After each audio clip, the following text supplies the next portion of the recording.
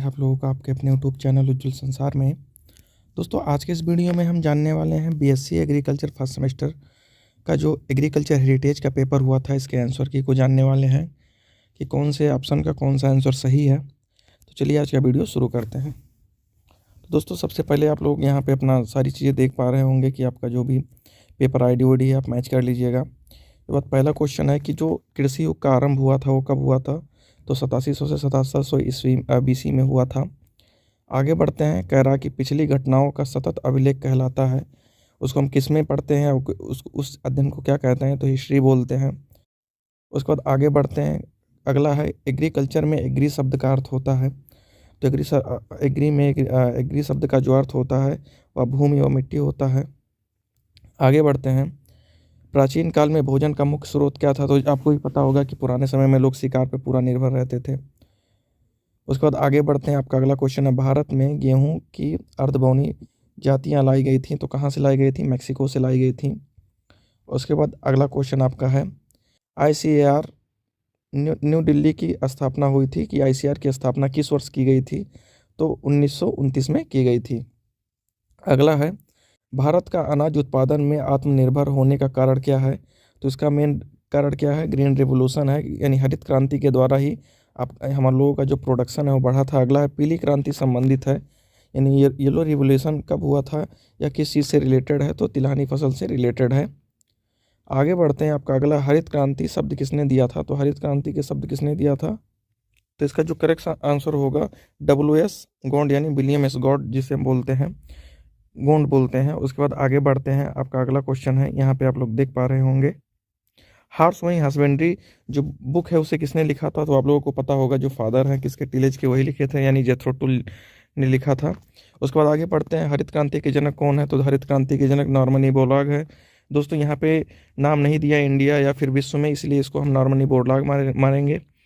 उसके बाद आगे बढ़ते हैं। अगला है, भेड़ में पालतू हुआ था। तो भेड़ का पालन कब किया गया था या पालन करना कब से स्टार्ट किया गया था। तो 8700 BC से पालन करना स्टार्ट किया गया था। अगला है, टिलेज शब्द का अर्थ सर्वप्रथम किसने दिया था। तो किसने दिया था, जेथरो टुल ने दिया था। इन्हीं का जो बुक था हार्स वही हस्बेंड्री, इन्हीं के द्वारा लिखा गया था, जैसा कि आप लोगों को ऊपर पता चला होगा। आगे बढ़ते हैं। आपका अगला क्वेश्चन, वंशानुगत सामान्यता एक पीढ़ी से दूसरी पीढ़ी में जाना क्या कहलाती हैं। धरोहर कहलाती हैं। उसके बाद आगे बढ़ते हैं। आपका अगला है, भारत में पंचवर्षीय योजना की शुरुआत कब हुई थी। तो 1952 में की गई थी। अगला है, शाही कृषि अनुसंधान संस्थान की स्थापना कहाँ है। तो पूसा बिहार में किया गया था। अगला क्वेश्चन आपका है, आग का सर्वप्रथम प्रयोग होमो इरेक्टस यानी सीधा आदमी द्वारा किया गया था। तो कहाँ किया गया था, यूरोप में किया गया था। आगे बढ़ते हैं। अगला है, नवपाषाण काल में बोई जाने वाली प्रमुख फसलें थीं। तो कौन कौन सी थी। तो गेहूँ, जौ और रागी थी। उसके बाद आगे बढ़ते हैं। अगला है, चीन संस्कृत भाषा के शब्द से लिया गया था। सॉरी दोस्तों, चीनी की भाषा शब्द से लिया गया था। तो यहाँ पे आप इसका जो करेक्ट आंसर होगा सरकरा से लिया गया था। उसके बाद आगे बढ़ते हैं। यहाँ पे आप लोग देख पा रहे होंगे, गेहूं और जौ ऋतुएं की फसलें हैं। तो कौन से हैं, रबी रबी की कौन सी है फसलें हैं। आगे बढ़ते हैं। गेहूं का उत्पत्ति स्थान कौन सा है। तो आप लोगों को पता होगा ब्राजील है।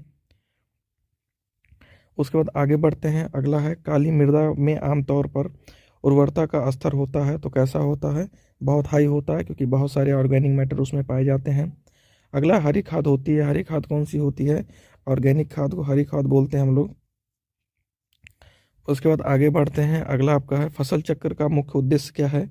तो ऑल ऑफ द अबव यानी अधिक लाभ, न्यूनतम लागत और मृदा उर्वरकता को बनाए रखने के लिए हम लोग फसल चक्र यानी क्रॉप रोटेशन को अपनाते हैं। अगला है, किस फसल का तेल आमतौर पर खाने में प्रयोग नहीं होता है, यानी नॉन एडिबल ऑयल कौन सा होता है। तो अरंडी यानी जिसे कैस्टर बोलते हैं। अगला है, निम्न कौन सी नकदी फसल नहीं है, यानी नकदी फसल कौन सी नहीं है। तो धान नकदी फसल नहीं है। धान एक प्रकार की धान्य फसल है। भारतवर्ष का कुल क्षेत्रफल कितना है। तो 328 मिलियन हेक्टेयर है, आप लोगों को पता होगा। उसके बाद आगे बढ़ते हैं। अगला है आपका, धान गेहूं गन्ना वर्ष का चक्र है। तो 3 वर्ष का क्या है, क्रॉप रोटेशन है। आगे बढ़ते हैं। भारत में KVK की कुल संख्या कितनी है। तो 721 तो पुराना डाटा है, लेकिन इस टाइम पे 731 हो गया दोस्तों। इस टाइम पे 731 डाटा हो गया, लेकिन यहाँ पे 721 है, तो पुराना डाटा ही है। तो आप ऑप्शन नंबर C आप लोग करेक्ट मारेंगे। अगला है चावल के उत्पादन में दुनिया में भारत का कौन सा स्थान है, तो कैवा स्थान है, सेकंड स्थान है। आगे बढ़ते हैं, सॉइल जो है वो वर्ड है, तो कौन सा वर्ड है, एक लैटिन वर्ड है। आगे बढ़ते हैं, रिले क्रॉपिंग दिया था, तो रिले जो क्रॉपिंग था उसे किसने दिया था। दोस्तों इसका जो आंसर है मिल नहीं पाया है। अगर आप लोगों को इसका आंसर मिला हो तो आप लोग कमेंट करके बता सकते हैं, और अगर किसी भी ऑप्शन का अगर आंसर गलत हो गया है तो प्लीज़ आप लोग उसका करेक्ट आंसर भी कमेंट नीचे कर सकते हैं। आगे बढ़ते हैं, सन 2023 मनाया जा रहा है, तो किस रूप में दोस्तों मनाया जा रहा है, अंतर्राष्ट्रीय मोटा अनाज वर्ष के रूप में। आगे बढ़ते हैं, भारत में फसल गहनता है, तो दोस्तों वैसे तो 133% माना जाता है, लिखने मिलता है, लेकिन यहाँ पे ऑप्शन में नहीं है, तो 141% माना जाएगा। उसके बाद आगे बढ़ते हैं, आपका अगला है, भारत में शुद्ध सिंचित क्षेत्र है, तो कितना है, 68 मिलियन हेक्टेयर है। आगे बढ़ते हैं, यहाँ पे आदर्श पौधों की अवधारणा प्रस्तुत किसने की थी, तो डोनाल्ड ने की थी। दोस्तों कल एग्रोनॉमी का जो पेपर हुआ था उसमें भी सेम क्वेश्चन पूछा गया था, तो अगर आप लोगों ने नहीं हुआ पेपर देखा तो डिस्क्रिप्शन बॉक्स में उसका वीडियो होगा, आप लोग जाके उसे वहाँ से देख सकते हैं। उसके बाद आगे बढ़ते हैं, अगला आपका है, मानसून अरबिक भाषा के शब्द मौसमी से लिया गया था, जिसका अर्थ होता है, तो उसका अर्थ क्या होता है, सीजन होता है, यानी मौसम होता है। अगला है, आधुनिक मानव होमोसेपियंस का सर्वप्रथम दुष्प्रभाव हुआ, तो दोस्तों इसका भी करेक्ट आंसर कहीं पे मिल नहीं रहा है, ऊपर नीचे होके मिल रहा है, तो अगर आपको भी इसका करेक्ट आंसर पता हो तो आप कमेंट करके बता सकते हैं। उसके बाद आगे बढ़ते हैं, आपका तिलहनी फसल है। दोस्तों तिलहनी फसल कौन सी है, और आप दिए हुए वे सारी जो भी आपकी कैसी हैं, ऑयल सीड क्रॉप्स हैं।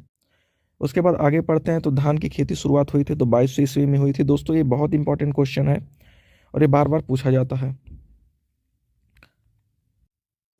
तो दोस्तों उम्मीद करते हैं आप लोगों को यह वीडियो समझ में आया होगा। और दोस्तों यह जो पेपर है कल हुआ है, अगर आप लोगों का जो पेपर है कल एग्रीकल्चर हेरिटेज का था, तो आप लोग हेरिटेज में मिला लीजिए कि आप लोगों के कितने ऑप्शन सही हुए हैं। अब नेक्स्ट डे जो आपका पेपर है उसका भी सोल्यूशन कल आपको मिल जाएगा। तो मिलते हैं अपने नेक्स्ट वीडियो में, तब तक के लिए जय हिंद, वंदे मातरम।